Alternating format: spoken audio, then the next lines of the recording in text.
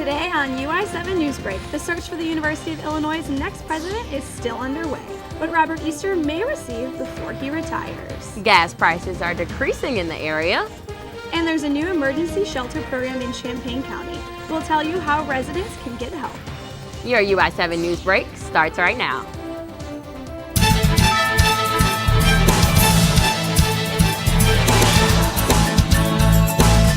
From the Richmond Journalism Teaching Studio at the University of Illinois campus, this is your UI7 Newsbreak, your U of I news source.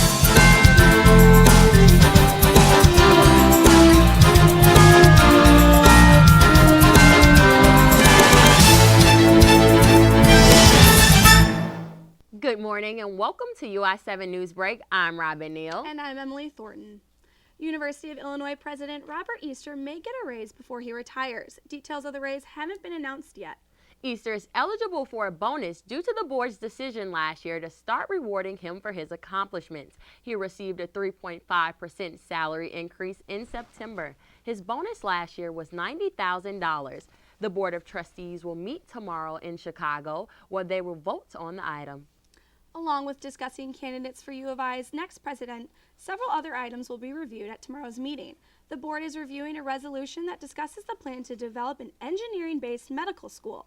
Easter has been asked to give his feedback at the board's meeting next year. Another item that will be discussed is the State Farm Center.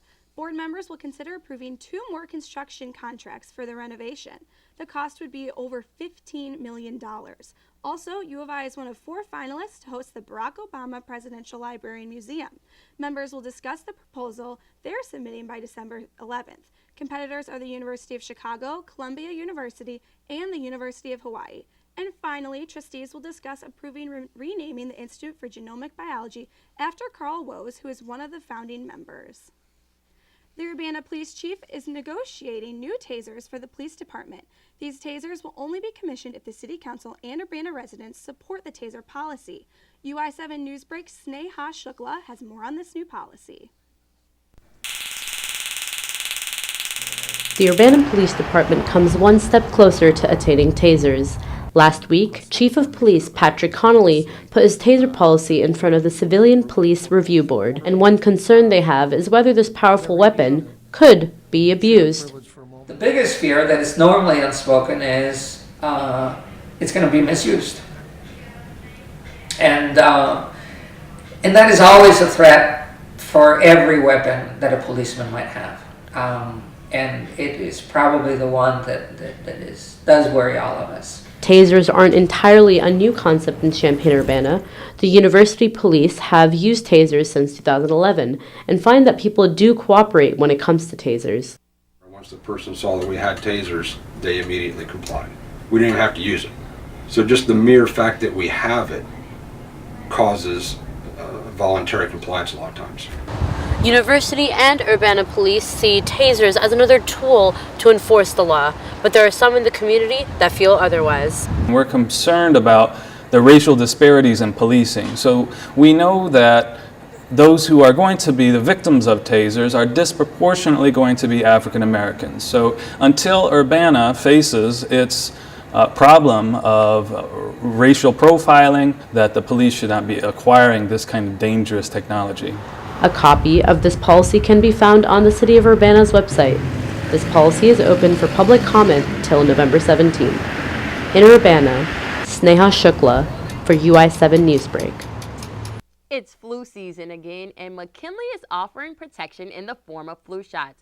But how many students actually get that shot, and how important could it be to stay protected in a college environment? Angela Headley has the answers.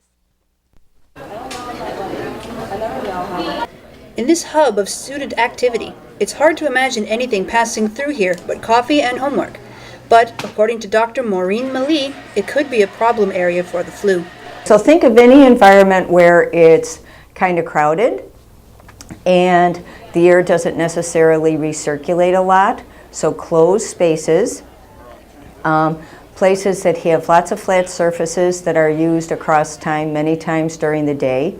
Flu season is dangerous on any campus. However, a study out of the University of Buffalo shows that only about 8% of college students actually get their flu shots.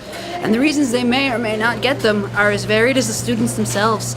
Yeah, I also felt like, I definitely don't want to get sick because given how busy I am, I don't want to take any risks.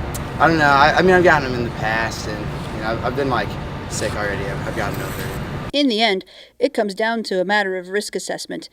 As for the vaccine itself, it's a safe catch-all for students who would like some insurance.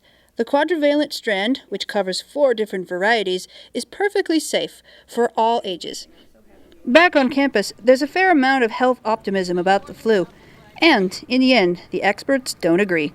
I don't think that that's really a very reasonable conclusion for students who are working hard, taking a lot of classes. They do typically have some extracurricular activities as well, and they're in a high-performing environment. So when you put all of those things together, it makes sense to me that you would want to stay well. Angela Headley, UI7 Newsbreak. Gas prices have dropped below the $3 mark for the first time in 4 years, ending its longest streak ever above that price. Lower gas prices are saving consumers at least $250 million per day on gasoline, while oil demand isn't rising as fast. AAA predicts that seasonal swings and other factors can cause prices to rise again. However, drivers across the country are breathing a sigh of relief since they can now fill their tanks without emptying their wallets as much. AAA anticipates gasoline prices may continue to drop in the near term, but it is possible that prices in many areas will begin to stabilize. After the break, we'll tell you about a new emergency shelter where Champaign residents can go. The University of Illinois is celebrating Native Heritage Month. And over the weekend, the Texas sky lit up.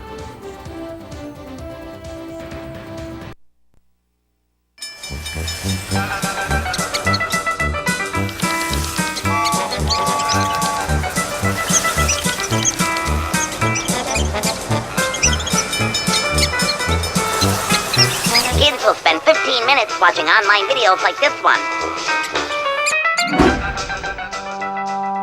Brushing for 2 minutes now can save your child from severe tooth pain later. 2 minutes, twice a day. They have the time.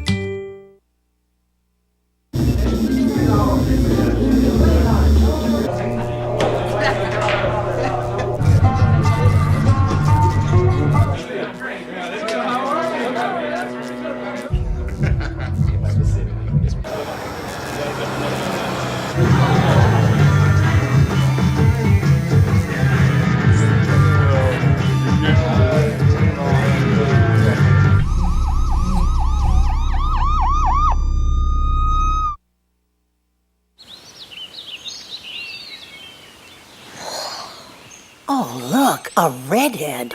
Staring contest.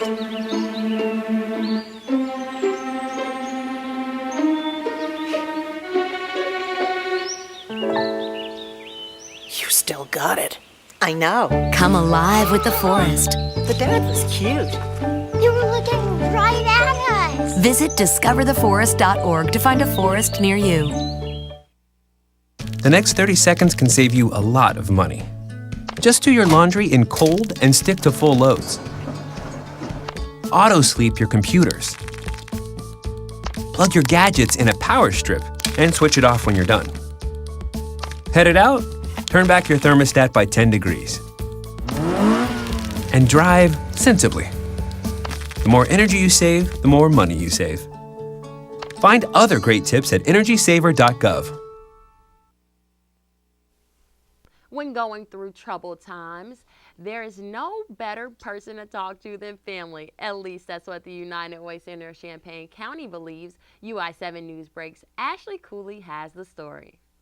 Champaign County is an issue that many people ignore because it's not affecting them. On the other hand, while others such as the Time Center in Champaign and the Salvation Army are just a few other programs or organizations that provide services to those in need, but many of these services comes with limitations. Currently, there is not in Champaign County an emergency shelter for families. The programs that we do offer, the shelters that are available are for single women, for single women with children, but it's a transitional program, so it's not an emergency program where you find yourself homeless today and you need someplace to be tonight. Reasons such as those is why the United Way Center of Champaign County is working to permanently develop the Emergency Family Shelter Program, because even people in transitional programs have become impacted with being split up. As much as the emergency program in Champaign County would love to get the emergency program started, nothing comes without a cost. Funding for the 2 locations is one of the biggest issues that the United Way Center has to face. Just in a waiting game right now with Housing Authority to get those grants and to be able to begin the renovation. And as soon as that's complete, then we'll have a permanent program ready. Due to legal obligations and to avoid unwanted attention to the buildings, the exact locations of the program cannot be disclosed. The United Way Center is aware that the holiday season is approaching and that the weather is starting to change, and will hope to move as fast as possible. But it may not be ready that soon, and they advise those in need to take precautions measures early. Ashley Cooley, US7 Newsbreak. The Urbana Free Library hosted a special event the night before Halloween featuring the Champaign-Urbana Paranormal Society. UI7 Newsbreak's Luke Ray has the story. Is it real or is it not? To some people, the paranormal is very real. Oh, you know what? The scariest thing is that my deceased grandfather talks to my son through his baby monitor, and he talks like almost every night. And the most recent one, he said, "Hey, buddy." On Thursday, October 30th, paranormal investigator Bob Davies gave a special presentation at the Urbana Free Library. Davies gave detailed histories of the locations he has investigated, as well as evidence of paranormal activity. His evidence? Several photos and dozens of audio clips. A lot of these clips contain what are known as an electronic voice phenomenon, or EVP. These are sounds that you don't hear in person, but that the recording picks up. One University of Illinois building that's allegedly haunted is the English Building. Davies has yet to gain access to any university building for investigation. However, he has done several home investigations in the Champaign-Urbana area. I've been able to find other reasons for what they're experiencing besides the paranormal. And that's what we want to do. I go into a house to try to prove it's not haunted. Though he looks for other explanations for strange occurrences, sometimes there are none. Everything he presented falls into the category of unexplainable, and the audience was certainly intrigued. And everybody is always interested in the unexplained, you know, because you don't understand it. I mean, you can go somewhere and see something and be like, what was that? How was that possible? I'm Luke Ray, US7 Newsbreak. November 1st marked the beginning of Native Heritage Month, and the U of I is making it known.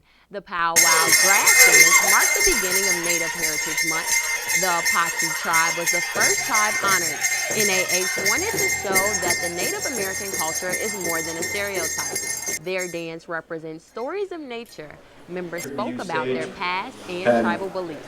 We believe that the sage, the tobacco, the asema, it brings our prayers. Preston brought members of the audience on stage, demonstrating that any topic can be made into a song. U of I students watched as Preston made himself into different animals using hula hoops. Crossing the finish line has never tasted so sweet. Champaign-Urbana Special Recreations hosted its second annual Cupcake 5K at Parkland College. After the race, participants received cupcakes and water. Awards were given to the first and second place. In second place! Around 100 people signed up for this year's race. Organizers hope to increase that. A sight in the sky has Texans talking. Texans are buzzing about what flew through the sky on Saturday night. A large, bright object lit up the sky in Austin. No one is really sure what it is. According to the American Meteor Society, November 8th was peak time for meteor shower activity. Amateur astronomer Paul Lenas saw video images of the object. He believes it was a meteor. Size of basically a dust particle that you see. Most of the really bright ones, about a grain of sand. That thing was substantially larger. That's all the time we have for today. I'm Emily Horton. And I'm Robin Neal. Thanks for watching UI7 Newsbreak. Have a great day.